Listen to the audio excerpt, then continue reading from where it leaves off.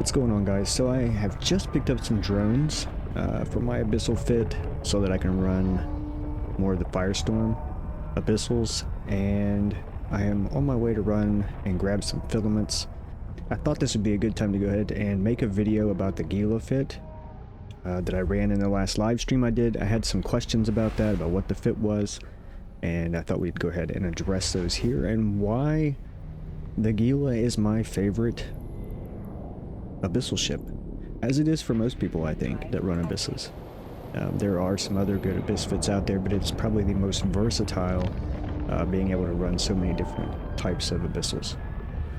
Of course, all of the magic is not in the fit itself. I do have a special clone with implants just for running this ship.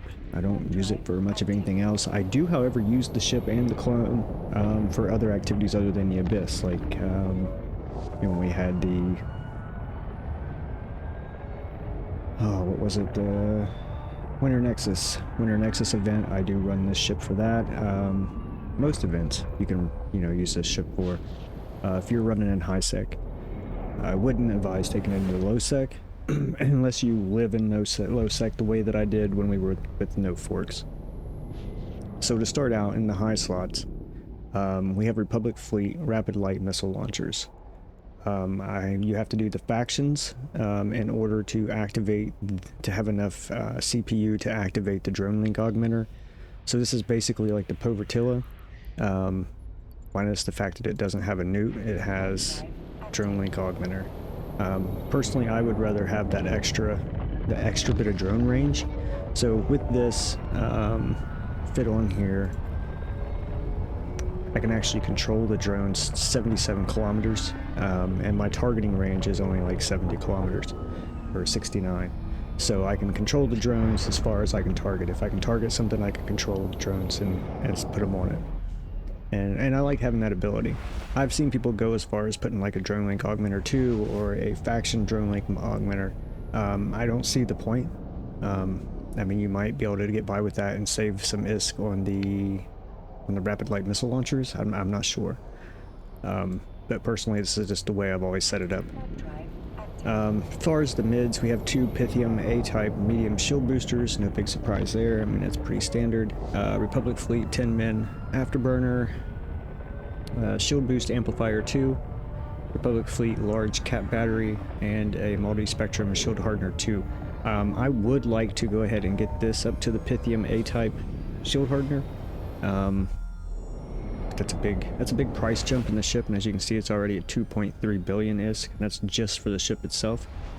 In the lows, you have 3 Federation Navy drone damage amplifiers, and nothing really special as far as the rigs. Just a medium EM shield reinforcer to get your EM resistance up a little bit, because that's our lowest damage resistance. And then you have medium capacitor control circuit 2s for the other 2 rigs. Doesn't leave us completely cap stable, but we're at 21 minutes of cap stability, which is pretty stable. You're like at -1. But we want as much cap stability as we can get because we are going to be up against a lot of newts. Now this thing fares pretty well in the tier 6 exotics. The biggest problem that I have with it is the DPS. I do have quite a few medium mutated drones. Right now I don't really have any great rolls on those. But if you're going to run it in a tier 6, I would absolutely suggest running the mutated drones.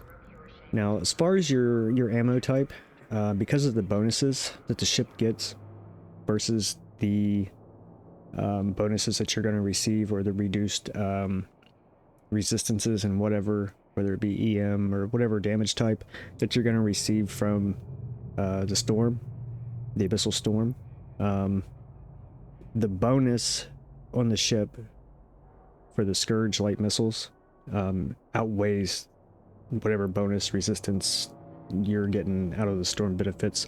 So you're better off to go ahead and leave the Scourge Fury light missiles as far as in the missile launchers. Now you do want to go ahead and switch out whatever drone you're currently needing.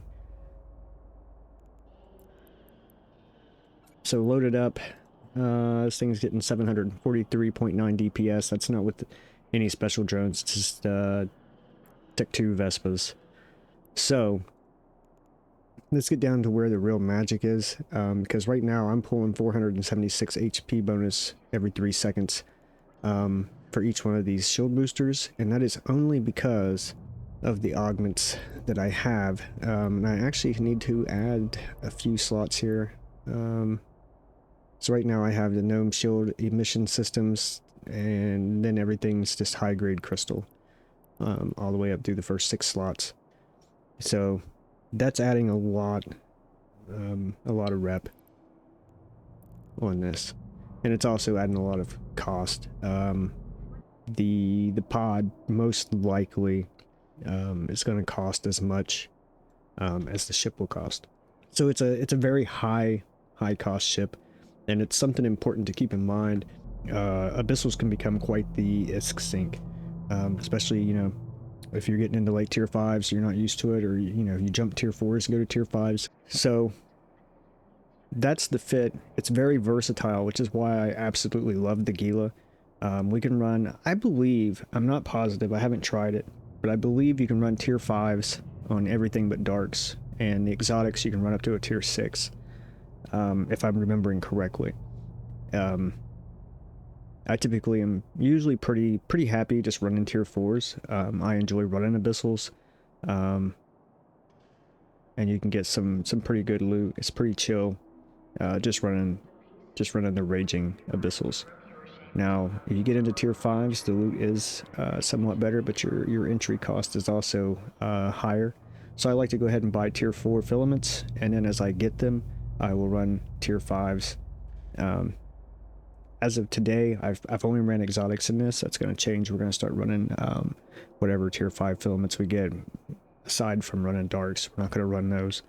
So right now, the firestorms are really the hardest. They're also the cheapest, and the reason they're the hardest is because it's our lowest amount of resistance to any damage type that we have on the ship. But you know, with both reps, I mean, tier 5 should be okay. But if you look at Raging Firestorm Abyssals compared to everything else, see, we just paid like 11 million a piece for the others.